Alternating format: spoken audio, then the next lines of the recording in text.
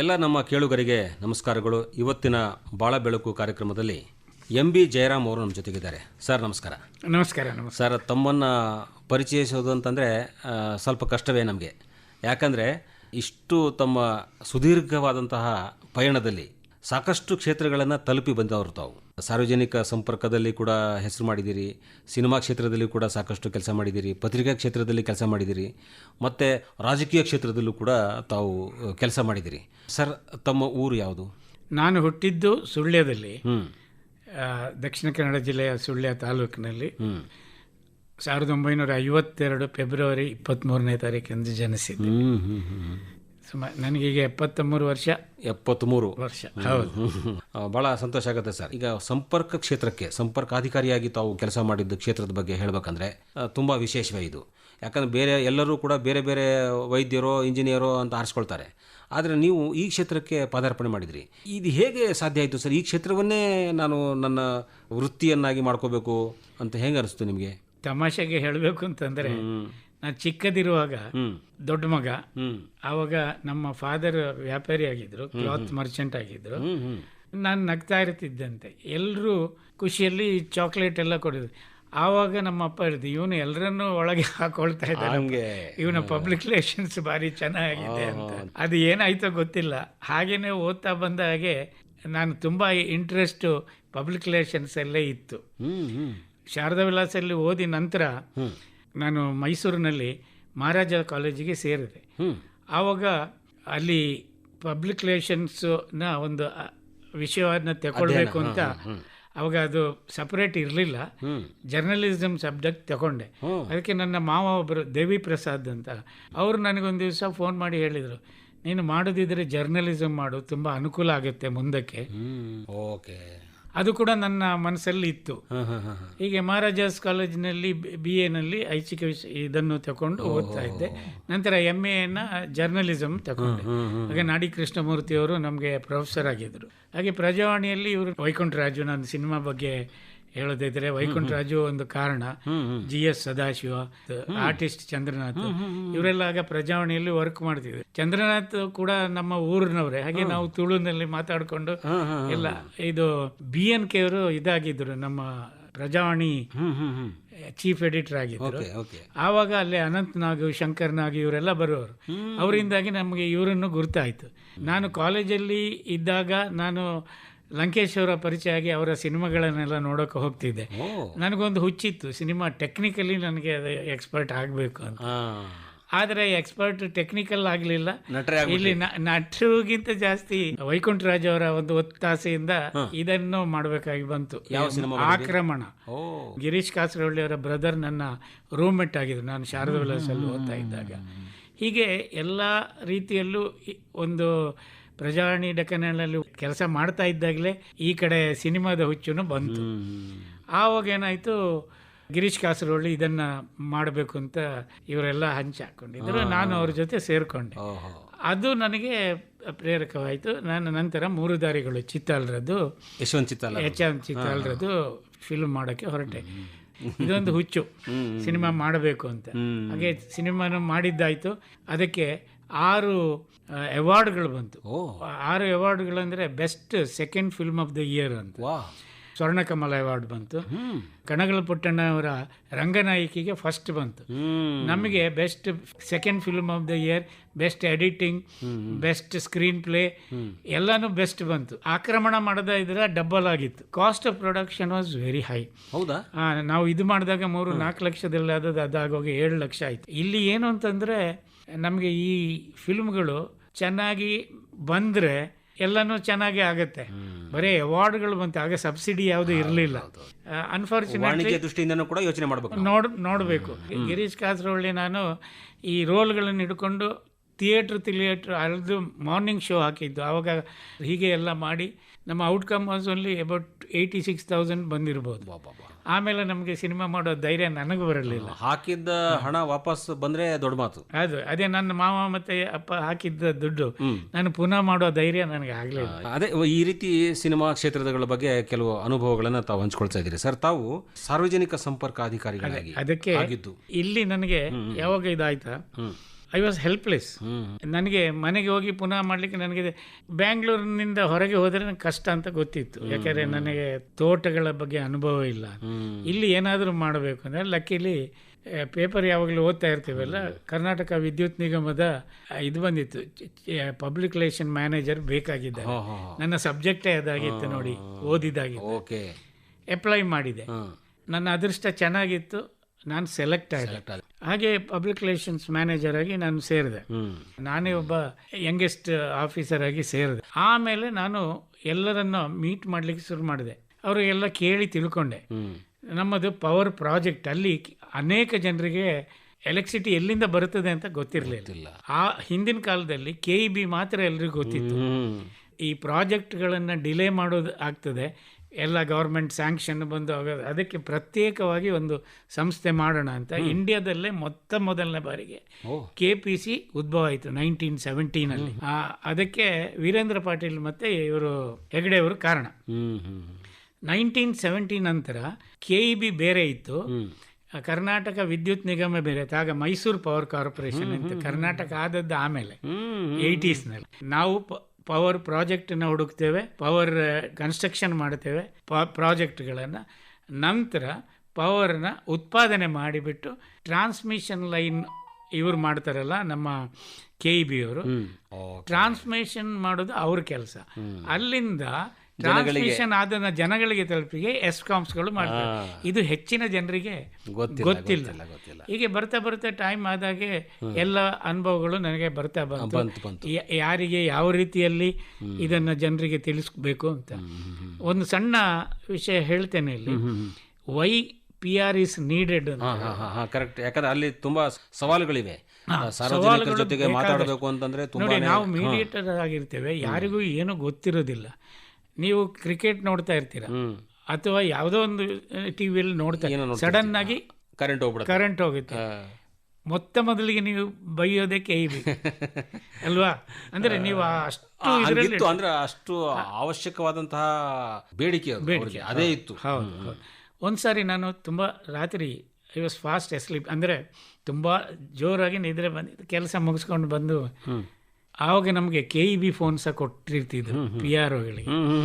ಯಾಕೆಂದರೆ to reach KEB people early ಅಂತ ಹೇಳೋದಕ್ಕೆ ಎಲ್ಲ ಟೆಲಿಫೋನ್ ಕಂಬದಲ್ಲೇ ಅದನ್ನು ಹಾಕಿ ಕಳಿಸ್ತಿದ್ರು. ನಮಗೆ ಬೇರೆ ಫೋನ್ ಇತ್ತು.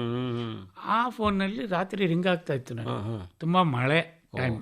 ಒಂದು ಹೆಂಗಸು ಫೋನ್ ತಗೊಂಡು ನಾನು ಮಾತಾಡಲಿಕ್ಕೆ ಬಿಡಲಿಲ್ಲ, ಸಿಕ್ಕಾಬಟ್ಟೆ ಬೈಗ್ಲಿಕ್ಕೆ ಶುರು ಮಾಡಿದೆ. ಮದುವೆ ನಾಳೆ ಇದೆ, ಕರೆಂಟ್ ಹೋಗಿದೆ, ಯಾರಿಗೆ ನಮಗೆ ಇವರೆಲ್ಲ ಕೆಲಸಗಾರರೆಲ್ಲ ಬಂದಿದ್ದಾರೆ ನಮ್ಮಲ್ಲಿ ಅಡಿಗೆಯವರು ಬಂದಿದ್ದಾರೆ, ಅಡಿಗೆ ಮಾಡ್ಲಿಕ್ಕೆ ಕರೆಂಟ್ ಇಲ್ಲ ಅಂತೇಳಿ ಬೈತಾದ್ರು. ನಾನು ಕೇಳಿಸ್ಕೊಂಡೆ, ನನಗೆ ಗೊತ್ತಿತ್ತು ಈ ಪ್ರಾಬ್ಲಮ್ ಈಗ ಆಗ್ತದೆ. ಅವ್ರು ಏನು ಮಾಡಿದ್ದಾರೆ ಅಂತಂದ್ರೆ, ಆಗಿನ ಕಾಲದಲ್ಲಿ ಟೆಲಿಫೋನ್ ಡೈರೆಕ್ಟರಿಗಳಿತ್ತು, ಅದರಲ್ಲಿಗೆ ಮಗಚಿ ನೋಡಿದ್ದಾರೆ, KPCL ಅಂತ ಇದೆ, PRO. ಇವರಿಗೆ ಹೇಳಿದರೆ ಆಗ್ತದೆ ಅಂತ ಫೋನ್ ಮಾಡಿದೆ. ಪಬ್ಲಿಕ್ ರಿಲೇಷನ್ ಆಫೀಸರ್ ಅಂದ್ರೆ ಮತ್ತೆ ಇನ್ನೇನು ಅವ್ರಿಗೆ ಹೇಳೋದು ನಾವು ಅಂತ, ಸಮಸ್ಯೆಗಳನ್ನ ಎಲ್ಲಿ ಹೇಳ್ಬೇಕು ಅನ್ನೋ ಗೊತ್ತಿಲ್ಲ. ಎಲ್ಲ ಹೇಳಿದೆ, ಕೇಳಿಸ್ಕೊಂಡೆ. ಮೇಡಮ್, ನೀವು ಹೇಳಿದೆಲ್ಲ ಸರಿ ಇದೆ, ಆದರೆ ನೀವು ಹೇಳಬೇಕಾಗಿದ್ದ ವ್ಯಕ್ತಿ ನಾನಲ್ಲ, ಆದರೆ ನಿಮಗೆ ಹೆಲ್ಪ್ ಮಾಡ್ತೇನೆ, ನಿಮಗೆ 4 ನಂಬರ್ ಕೊಡ್ತೇನೆ. ಈಗ ಎಲ್ಲ ಲೈನ್ ಮ್ಯಾನ್ಗಳು ಹೋಗಿರ್ತಾರೆ, ಕರೆಂಟ್ನ ಗಾಳಿಯಿಂದ ಮಳೆ ಬಂದು ಮರ ಬಿದ್ದಿರ್ಬೋದು, ಬೇಕಾದಷ್ಟು ಪ್ರಾಬ್ಲಮ್ಗಳಾಗಿರ್ಬೋದು, ದಯವಿಟ್ಟು ಈ ನಂಬರ್ಗೆ ಫೋನ್ ಮಾಡಿ ಅಂತ ನೀವು ಹೇಳಿದ್ರಿ. ಥ್ಯಾಂಕ್ಸ್ ಅಂತ ಹೇಳಿದ್ರು, ಇಟ್ರು. ಮತ್ತು ಪುನಃ ನಾನು ನಿದ್ರೆ ಮಾಡಕ್ಕೆ ಹೋದಾಗ ಮತ್ತೊಮ್ಮೆ ಫೋನ್ ಬಂತು. ಆವಾಗ ಅವರ ಮಾತಾಡುವ ದಾಟಿ ಇದೆಯಲ್ಲ, ಬಹಳ ಬದಲಾಗಿತ್ತು. ಸರ್, ತುಂಬಾ ಹೆಲ್ಪ್ ಆಯ್ತು ನಿಮ್ಮಿಂದ ಅಂತ ಅಲ್ಲ, ನಾನು ತುಂಬಾ ಟ್ರೈ ಮಾಡಿದೆ ಸರ್, ಯಾರು ಸಿಗ್ತಾ ಇಲ್ಲ, ಏನ್ ಮಾಡ್ಲಿ ಈಗ ಅಂತ. ಅದ ಟೋನ್, ಹಿಂದಿನ ಟೋನ್ಗೂ ತುಂಬಾ ವ್ಯತ್ಯಾಸ. ಏನಾದ್ರೂ ಹೆಲ್ಪ್ ಮಾಡಿ ಸರ್. ಕೊನೆಗೆ ಚೀಫ್ ಇಂಜಿನಿಯರ್ ನಂಬರ್ ಕೊಟ್ಟೆ, KPTCL. ಅವರು ಮಾತಾಡಿದ್ರು. ಆಮೇಲೆ ಫೋನ್ ಬಂದಿಲ್ಲ ನನಗೆ, ಕೆಲಸ ಆಗಿದೆ ಅಂತ ನಾನು ಅನ್ಕೊಂಡಿದ್ದೆ. ಅಂದ್ರೆ ಈ ರೀತಿ ಇದರಿಂದ ನಾವು ಕಲಿಬೇಕಾದ್ದು ಏನಂತಂದ್ರೆ, ನಾನು ನನ್ನ ಜಾಬೇ ಅಲ್ಲ ಅದು ಅಂತ ಇಟ್ಕೊಳ್ಳಿ. ಸಾರಿ, ರಾಂಗ್ ನಂಬರ್ ಅಂತ ನಾನು ಹೇಳ್ಬೋದಾಗಿತ್ತು, ನಾನು ಮಾಡಲಿಲ್ಲ ಅದನ್ನು. ಅದರಿಂದ ಅವರ ಇಂಪ್ರೆಷನ್ ಏನಾಯಿತು, ಒಂದು ಗವರ್ಮೆಂಟ್ ಕಂಪನಿ ಕೂಡ ವರ್ಕ್ ಮಾಡ್ತದೆ, ಒಂದು good impression on the government as well as my company. ಕೆಲವರು 9 to 5 ಪೀಪಲ್ ಅಲ್ಲ, ಕೆಲವು ಗೌರ್ಮೆಂಟ್ ಸಂಸ್ಥೆಗಳು ವರ್ಕು ಮಾಡ್ತೇವೆ ಅಂತ ಒಂದು ಇಂಪ್ರೆಷನ್ ಕ್ರಿಯೇಟ್, ಅದರಿಂದ ಗೌರ್ಮೆಂಟಿಗೂ ಹೆಲ್ಪ್. ಇದನ್ನು ನಾವು ಗಮನದಲ್ಲಿ, ಯಾಕೆ ಈ ಕತೆ ಹೇಳಿದೆ ಅಂತಂದರೆ ಇದು ಬೇಕಾಗ್ತದೆ. ಸಾರ್ವಜನಿಕ ಸಂಪರ್ಕ ಅಧಿಕಾರಿಯಾಗಿ ಇರಬೇಕಾಗಿರುವಂಥ ಅರ್ಹತೆಗಳು ಬೇಕೇ ಬೇಕು. ಮತ್ತು ಪೊಲೈಟ್ನೆಸ್, ನಿಮ್ಮ ಕಷ್ಟ ಏನೇ ಇರಲಿ, ನೀವು 24 hour ವರ್ಕ್, ನಿಮ್ಮ ಹತ್ರ ಯಾರಾದರೂ ಬಂದರೆ ನಗ್ನಗ್ತಾ ಮಾತಾಡಿಸಿ. ನೀವು ಅಳುದು ಎಷ್ಟೇ ಇರಲಿ, ಒಳಗಿರಲಿ, ಅದು ಬೇರೆ. ಬಂದವರಿಗೆ ಒಂದು ಕಾನ್ಫಿಡೆನ್ಸ್ ನೀವು ಕೊಡಬೇಕಂದ್ರೆ ಕೀಪ್ ಸ್ಮೈಲಿಂಗ್. ಸರ್, ಈಗ ಹೀಗೆ ನಗನಗ್ತಾ ನೀವು ನಿಮ್ಮ ಈ ಕ್ಷೇತ್ರದಲ್ಲಿ ಸಾಕಷ್ಟು ಸಾಧನೆ ಮಾಡಿದಿರಿ, ಒಳ್ಳೆಯ ಹೆಸರನ್ನು ನೀವು ಗಳಿಸಿದ್ದೀರಿ. ಪತ್ರಿಕಾ ಕ್ಷೇತ್ರದಲ್ಲಿ, ಸಿನಿಮಾ ಕ್ಷೇತ್ರದಲ್ಲಿ ಮತ್ತು ನಿಮ್ಮದೇ ಆದಂಥ ಈ ವೃತ್ತಿನಲ್ಲಿ ಒಳ್ಳೆಯ ಸಾಧನೆ. ನಂತರ ನೀವು SM ಕೃಷ್ಣ ಮಾನ್ಯ ಮುಖ್ಯಮಂತ್ರಿ ಅವರ ಮಾಧ್ಯಮ ಸಲಹೆಗಾರರಾಗಿ ಕೂಡ ಇದ್ರಿ ನೀವು. ಹೌದು ಸರ್. ಅಲ್ಲಿಂದ ಇಲ್ಲಿ ಒಂಥರ ಬೇರೆ ಬೇರೆ ಕ್ಷೇತ್ರದಿಂದ ಕ್ಷೇತ್ರಕ್ಕೆ ಇದು communication with politicians, it's very difficult. ಪಾಪ SM ಕೃಷ್ಣ ಅವರು ತುಂಬ ಒದ್ದಾಡಿದ್ದಾರೆ. ವೀರಪ್ಪನ ಕತೆ, ಇನ್ನೊಂದು ಕಾವೇರಿ ಇಶ್ಯೂ. ನಾನು ಅಂಬರೀಷು ಹೋಗಿ ಇದರಲ್ಲಿ ಕೂರ್ತಿದ್ದೆವು ಕೋರ್ಟಲ್ಲಿ. ಅಲ್ಲಿ ಏನಾದ್ರು ಬೇಕಿದ್ರೆ ನೆಕ್ಸ್ಟ್ ಡೇ ನಾನು ಬಂದು ಇಲ್ಲಿಂದ ಮಾಹಿತಿಗಳನ್ನು ಒದಗಿಸ್ತಾ ಇದ್ದೆ. ಅಲ್ಲಿ ಒಂದು ಎಕ್ಸಿಬಿಷನ್ ಕೂಡ ಮಾಡಿದ್ದೇನೆ ಕಾವೇರಿ ಬಗ್ಗೆ. ಆ ನಂತರ ಎಷ್ಟೋ ವಿಷಯಗಳಲ್ಲಿ ನಮ್ಮ ಸಲಹೆಗಳನ್ನು ಕನ್ನಡ ಡಿಪಾರ್ಟ್ಮೆಂಟ್ ಆವಾಗ ಈ ಎಕ್ಸಿಬಿಷನ್ ಆಗಲಿ ಇಂಥದ್ದೆಲ್ಲ ಸಂಸ್ಕೃತಿ ಇಲಾಖೆ ಅವರು ನೋಡ್ಕೊಳ್ತಾ ಇದ್ದದ್ದು ಅವರ ಅಂಡರ್. ನಾನು ಅದನ್ನು ಓವರ್ಸಿ ಮಾಡ್ತಿದ್ದೆ. ಎಷ್ಟೋ ಸಲಹೆಗಳನ್ನು ಕೊಟ್ಟು I was the first man to give ಸಲಹೆ. ಅಂದರೆ ಗವರ್ಮೆಂಟ್ ಯಾವಾಗಲೂ ಎಕ್ಸಿಬಿಷನ್ಸ್ ಎಲ್ಲ ಮಾಡೋದು. ಆಮೇಲೆ ಮೈಸೂರಿನ ಅಲಂಕಾರಗಳು, ನೀವೆಲ್ಲ 9 ದಿನದ ಉತ್ಸವಗಳು, ದಸರಾ ಉತ್ಸವ, ಅದಕ್ಕೆ ನಾನೊಂದು ಸಲಹೆ ಕೊಟ್ಟಿದ್ದೆ. ಈ ಸ್ಪಾನ್ಸರ್ಶಿಪ್ ಮಾಡಿದ್ದೆ ನಾನು ಮೊದಲ ಬಾರಿಗೆ. ಹಿಂದೆಲ್ಲ ಏನಾಗ್ತಿತ್ತಂದ್ರೆ ನಿಮಗೆ ಗೊತ್ತಲ್ಲ, ಗವರ್ಮೆಂಟ್ ಸರ್ಕಾರದಿಂದ ಆಗ ಒಂದು ಕೋಟಿ ಖರ್ಚು ಮಾಡ್ತಿದ್ರು, ಖರ್ಚು ಮಾಡುತ್ತಾ ಇದ್ರು. ಆಮೇಲೆ ನಮ್ಮ ಅಪ್ರೂವಲ್ಸ್ಗಳು ನಿಮಗೆ ಗೊತ್ತಿದೆ, ಎಲ್ಲ ಎಕ್ಸಿಬಿಷನ್ ಆಗಬೇಕಂದ್ರೆ ಒಂದು ಅಪ್ರೂವಲ್ ಬರಬೇಕು ಗವರ್ಮೆಂಟ್ ಇಂದ ಎಲ್ಲ ಸಂಸ್ಥೆಗಳಿಗೆ, ಅದು ಆಗಬೇಕು. ಇವ್ರೇನ್ ಮಾಡ್ತಿದ್ರು, ಹಳೆಯದೆಲ್ಲ ಮಾಡಿ ಅಲ್ಲಿ ಟೈಮಿಗೂ ಆಗಬೇಕು ಮಾಡ್ತಾ ಇದ್ರು. ಅದಕ್ಕೆ ನಾನು ಇವರಿಗೆ ಕನ್ನಡ ಕಲ್ಚರ್ ಹೆಡ್ ಇದ್ರು ಆಗ, IAS ಆಫೀಸರು, ಅವ್ರ ಹೆಸರು ಮಾಡ್ತಾರೆ, ಅವ್ರ ಹತ್ರ ಹೋಗಿ ಹೇಳಿದೆ, ನೋಡಿ ಇದು ಮಾಡೋದಕ್ಕೆ ಅಂತ let us have A different kind. ನಾನು ಅಮೇರಿಕಾ ಅಲ್ಲೆಲ್ಲ ಹೋಗಿ ನೋಡಿದ್ದೀನಿ, ಒಂದೇ ಸೂರಿನಡೆಗೆ ಎಲ್ಲ ಗೌರ್ಮೆಂಟ್ ತಾನೆ, ಇಲ್ಲದಿದ್ರೆ ಹಳೇದೆಲ್ಲ ಹಾಕಿದರೆ ಯಾರು ಬಂದು ನೋಡೋಕ್ಕೆ ಹೋಗಲ್ಲ. ಈ ಮೈಸೂರಲ್ಲಿ ಇದು ಇಂಪಾರ್ಟೆಂಟ್, ಅದು ಏನು ಮಾಡಿದರೂ ಬಂದು ಜನ ನೋಡ್ತಾರೆ. ಅದಕ್ಕೆ ಈ ಥರ ಮಾಡೋಣ, ಪ್ರಾಯೋಜಕತ್ವಡಿಯಲ್ಲಿ ಒಂದು ಪ್ರಾಯೋಜಕತ್ವ ಒಂದು, ಇನ್ನೊಂದು ಒಂದೇ ಸೂರಿನಡಿ ಎಲ್ಲ ಗೌರ್ಮೆಂಟ್ ಇದನ್ನು ತರೋಣ. ಫಸ್ಟಿಗೆ 2004ನಲ್ಲಿ ನಾನು ಮಾಡಿದ್ದೆ. ನೋಡಿ ಅವರಿಗೆಲ್ಲ ಒಂದೊಂದು ಸ್ಕ್ವೇರ್ ಫೀಟ್ ಥರ ಒಂದೊಂದು ಇದು ಕೊಡೋಣ, ಯಾವುದು ಮಳಿಗೆಗಳನ್ನು ಒಂದೇ ಸೂರಿನಡಿ ಎಲ್ಲ ಕೊಡೋಣ. ಜನ ಬಂದು ಖುಷಿಯಲ್ಲಿ ನೋಡ್ತಾರೆ, ಮಾಡೆಲ್ಗಳನ್ನು ನೋಡ್ತಾರೆ. ಕಂಪ್ಲೀಟ್ ಇಲ್ಲದಿದ್ರೆ ಯಾರೂ ಬರುವುದಿಲ್ಲ. ಹಿಂದಿನ ಕಾಲದಲ್ಲಿ ಪ್ರತಿಯೊಬ್ಬನು ಬೇರೆ ಬೇರೆ ಮಾಡ್ತಾ ಇದ್ರು. ಅದು ಲೆಕ್ಕ ಹಾಕಿದೆ. ಮಾಡಿದಾಗ 86 ಗೌರ್ಮೆಂಟ್ ಕಂಪನಿಗಳು, ಬೋರ್ಡ್ಗಳೆಲ್ಲ ಸೇರಿ ಒಂದು 3-4 ಕೋಟಿ ಖರ್ಚು ಮಾಡ್ತಿದ್ವು. ಅದಕ್ಕೆ ನಮಗೆ ಟೈಮ್ ಇರಲಿಲ್ಲ. ಒಂದು ಟೆಂಡರ್ ಕರೆದ್ಬಿಟ್ಟು, ಅವಾಗೆಲ್ಲ ಟ್ರಾನ್ಸ್ಪರೆನ್ಸಿ ಆ್ಯಕ್ಟ್ ಎಲ್ಲ ಬಂದಿತ್ತು. ನಾವು ಇದನ್ನು ಟೆಂಡರ್ ಕರೆಯೋಣ ಅಂತಂದರೆ 1 ಕೋಟಿ ಚಿಲ್ಲರೆ ಬಂತು. There by I saved about 2 crores of ಇದು. ಆಮೇಲೆ ಇದು ಸ್ಪಾನ್ಸರ್ಶಿಪ್ಗೆ ಇದು ಮಾಡಿ, ಆವಾಗ ನಾವು ಏನು ಹೇಳಿದ್ವಿ, ಒಂದು ಕ್ಯಾಪ್ಸಲ್ ಮಾಡಿದ್ವಿ. ಮಾಡಿಬಿಟ್ಟು the whole Mysore is yours for 3 months. ನೀವು ದುಡ್ಡು ಹಾಕಿ, you lit, you colour, you do anything.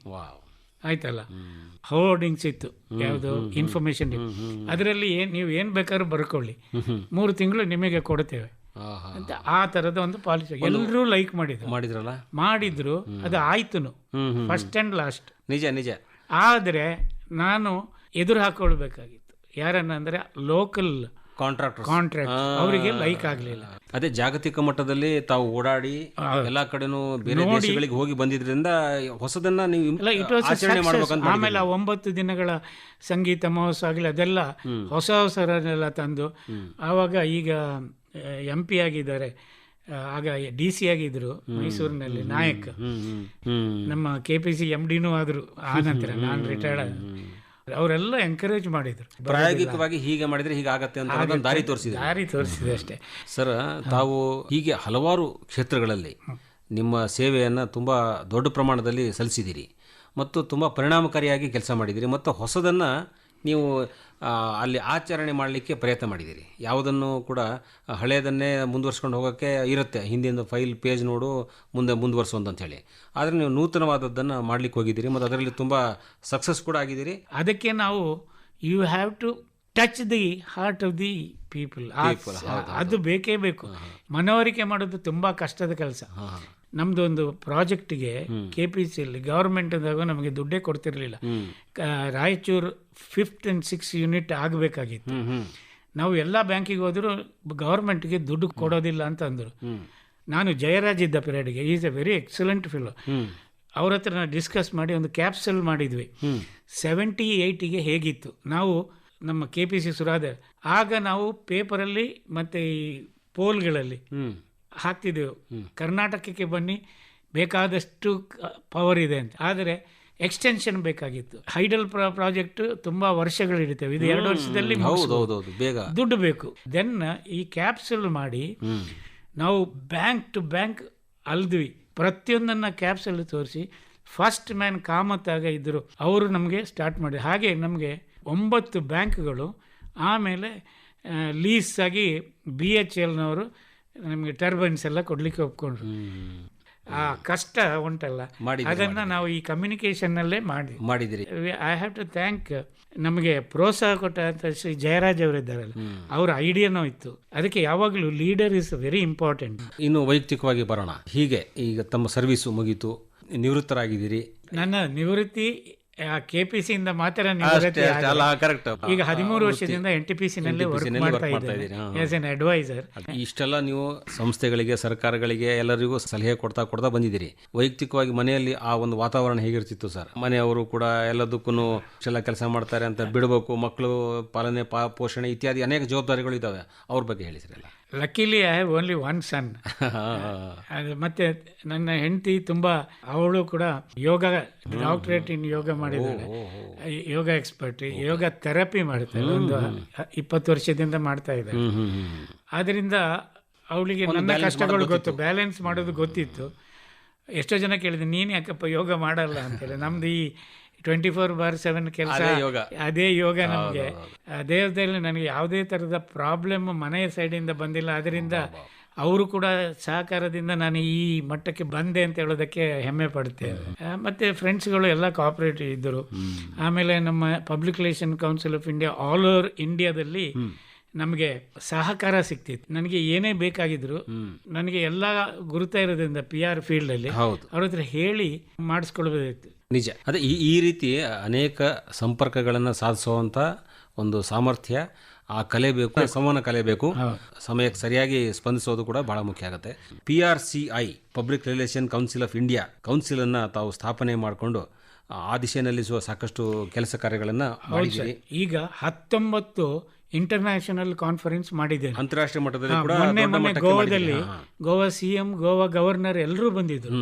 ಆಯ್ತಾ, ಅಲ್ಲಿ ನಾವು ಚಾಣಕ್ಯ ಅವಾರ್ಡ್ ಕೂಡ ಕೊಡ್ತಾ ಇದ್ದೀವಿ ಅಲ್ವಾ. ಸಾಕಷ್ಟು ಪ್ರಶಸ್ತಿ ಪುರಸ್ಕಾರಗಳಿಗೆ ತಾವು ಗುರುತಿಸ್ಕೊಂಡಿದ್ದೀರಿ, ಸಾಕಷ್ಟು ಪ್ರಶಸ್ತಿಗಳು ನಿಮಗೆ ದೊರಕಿದಾವೆ. ನನಗೆ ಬರೋದಕ್ಕಿಂತ ಇನ್ನೊಬ್ಬರಿಗೆ ಕೊಡೋದ್ರಲ್ಲಿ ನಮಗೆ ತುಂಬಾ, ಯಾಕೆಂತಂದ್ರೆ ಔಟ್ಸೈಡರ್ಸ್ಗೆ ಸಹ ಕೊಡ್ತಾ ಇದ್ದೇವೆ.